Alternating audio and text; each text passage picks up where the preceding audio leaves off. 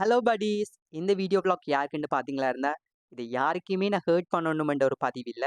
S என்னோட கணக்கு பேர் கேட்ட ஒரு கேள்வியும், அத தாண்டி கணக்கு கமெண்ட்ஸ்ல வந்துட்டுருக்கு.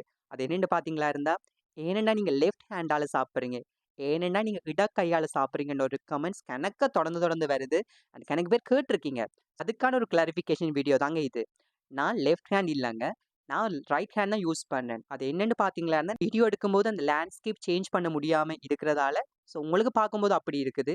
என்ன மட்டும் நோட் பண்ணாதீங்க. என் கூட இருக்கிறவங்க கூட ரைட் ஹேண்டால தான் சாப்பிடுறவங்க. பட் வீடியோல எல்லாருமே ஒரே ஹேண்ட்ல தான் சாப்பிட்டு இருக்கான். இன்னும் ஒரு விஷயம் என்னன்னு பார்த்தீங்களான்னா, நம்ம வலக்கையோ சரி, இடக்கையோ சரி, எதால சாப்பிட்டாலுமே சாப்பாடு உள்ளுக்குள்ள தான் போப்போது. அத தாண்டி எந்த கையா இருந்தா நமக்கு என்ன? 2 கையுமே நமக்கு எதுக்கு இருக்குன்னு பார்த்தீங்களா இருந்தா, நம்மட தேவைய நாம பூர்த்தி செய்யணும்ன்றதுக்காண்டி தான் இருக்கு. ஓகேவா? இத தாண்டி வலக்கையால தான் சாப்பிடணும், இடக்கையால சாப்பிடவே கூடாதுன்டு எந்த ஒரு விதிவிலக்கும் இல்ல.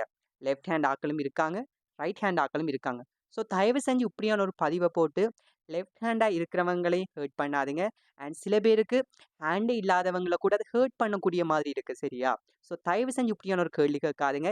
எந்த கையா இருந்தாலுமே கை நம்மட தேவைக்காண்டி தான். வேறு ஆக்களுக்காண்டி இல்ல. ஸோ தயவு செஞ்சு இப்படி கேள்வி கேட்டு மத்தாக்கள ஹர்ட் பண்ணாதீங்க. அவங்கள ஹர்ட் பண்ணி ஒண்ணுமே நடக்க போறதில்ல. ஓகேவா? வடிவா யோசிச்சு பாருங்க. உங்களுக்கு அதுக்கான விடை தெரியும்.